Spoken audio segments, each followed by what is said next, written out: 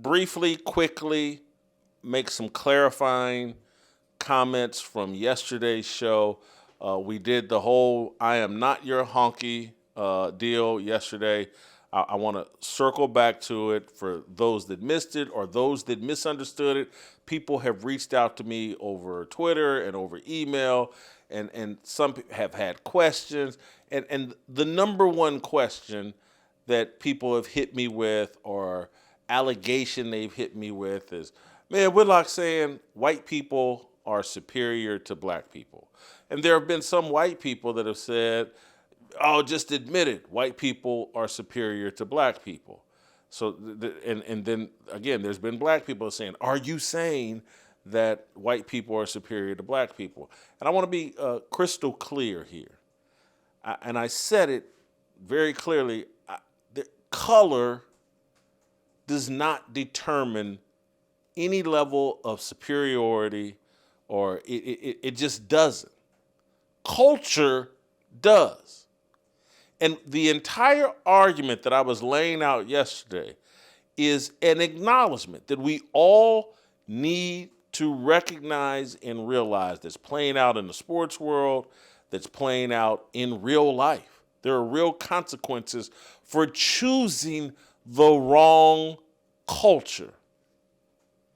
And the argument that I have made is like, man, when I look at these white athletes and how they have seen the NFL change the quarterback position to where it's like, no, we want the quarterback to use his legs more and exit the pocket. And even though it's probably not the right move, but that's the direction the NFL has gone to.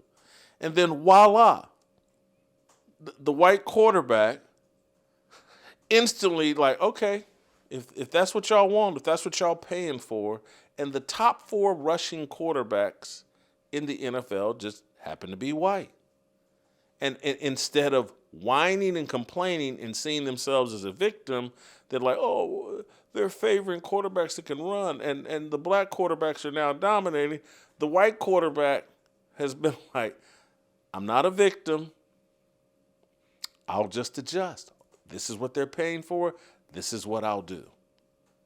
And I'm pointing out, we pointed out yesterday, that there were 12 teams in the NFL that had a white head coach and a white quarterback in combination. And the argument that I was making is that because these white guys don't see themselves as victims, and because they have a shared culture that rejects victimhood, that combination of white coach, white quarterback, never seeing themselves as victims, it actually works. There's an alignment of values. And I believe, and this part is more speculation on my part, but my belief is that these white quarterback, white coach, whether they're devout Christians, they have a Christian worldview. And they may not even know it, or they have values that are consistent with Christianity, which the number one thing is like, I'm not a victim. Jesus Christ died for my sins. How can I be a victim? There is only one victim, the man that stood up and died for the rest of us, so that we could be victors. So there is no victimhood in Christianity. And what I've argued is that black people have adopted, latched onto, been brainwashed into, seeing themselves primarily as a victim. They will deny it, many of them. Oh, I'm not a victim, But all of their behavior is rigged towards victimhood. And rigged towards, if something goes wrong, it's someone else's fault. Whereas the white man has been convinced, fairly, unfairly, if something goes wrong, let me go look in the mirror, it's my fault, and let me correct myself. That is a superior mindset. That's a mindset that is consistent with Christianity. And so what I've said is like, if you hire a black coach who has even a smidgen, a kernel of that victimhood mentality, and I'll give you an example. Brian Flores. He's got that victimhood mentality. How do I know that? Because he sued the NFL and the Miami Dolphins when he got fired. Are we aware? And maybe is there some history of a white coach suing the NFL after they get fired because they've been dealt with in a racist manner or in an unfair manner? Brian Flores immediately went to victimhood when the facts are obvious. He betrayed the confidence and the loyalty and the relationship he had with the owner, Stephen Ross, when he got upset and complained publicly that Stephen Ross was trying to maneuver behind the scenes to acquire Tom Brady when he was exiting Miami.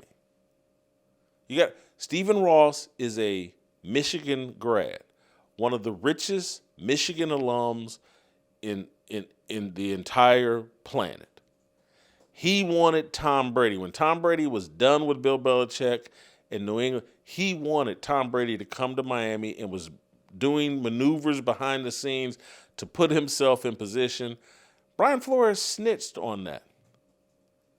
And that got him crossways with Stephen Ross. And so when Stephen Ross had to choose between a dispute between Chris Greer, his black general manager, and Brian Flores, his black coach, when they had a dispute about Tua Tagovailoa, Stephen Ross was like, well, this Chris Greer, he didn't snitch on me for trying to maneuver to get Tom Brady. I'll side with Chris Greer and we will fire Brian Flores. Brian Flores, seeing himself as a victim, teamed up with some lawyers and sued the Miami Dolphins in the NFL. Brian Flores sees himself as a victim. Too many black people have adopted a victim mentality. And how dare you say I'm not a victim? Don't you know that 150 years ago, when I wasn't even alive, don't you know what happened to black people? That's my victimhood. Don't you know that some white guy called me boy in 8th grade when we were having lunch? Don't you understand the scars that put on me? I'm a victim. Don't you know that some white father didn't want me to date his white daughter? Don't you know how that scarred and limited me, and I haven't been able to recover since because some white daddy didn't want me dating his white daughter? It's a victim mentality. And I'm just talking about the black men who worship black women who definitely see themselves as victims.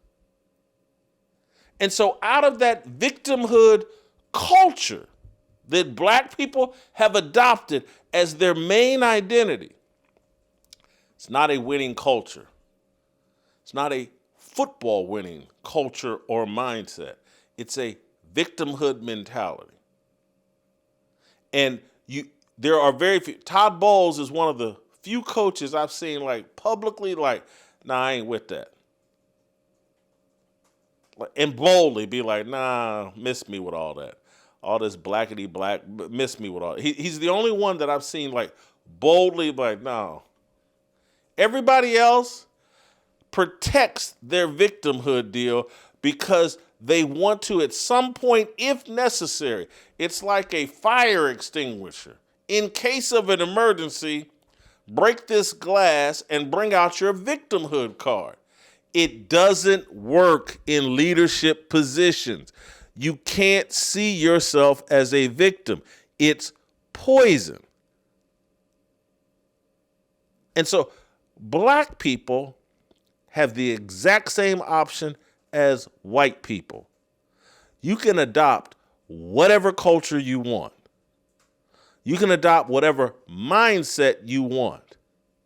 Yes, there will be repercussions. But if you're man enough to deal with the repercussions. Like when you reject the victimhood mentality, there's a swarm of black victims and their white liberal and Jewish liberal collaborators who will attack you. How dare you reject a victim mindset? Don't you know you're a victim? You're an Uncle Tom and a sellout. But if you reject that victimhood mentality, there's so much freedom and opportunity, and you will develop better as a leader and as a man. You will be more self-sufficient. You will protect your salvation. There are so many wins to that.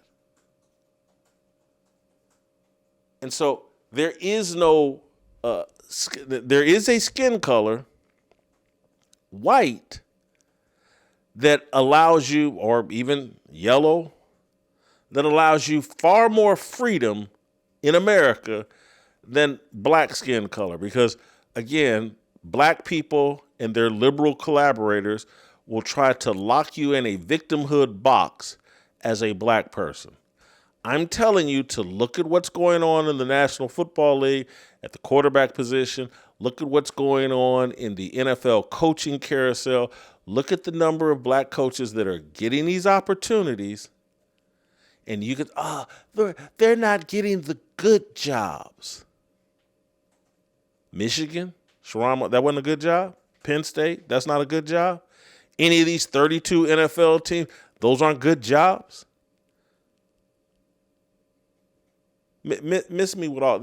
We're getting great opportunities. We're mismanaging them because we're not man enough to reject the victimhood mentality. We're not man enough to stand up to our black women overseers, tell them to go sit down and shut up somewhere. I'm not going to see myself as a victim. If you see yourself as a victim, it's because you're uncovered. You're not in a covenant marriage relationship with a man who could walk you through why your victimhood mentality is actually a poison.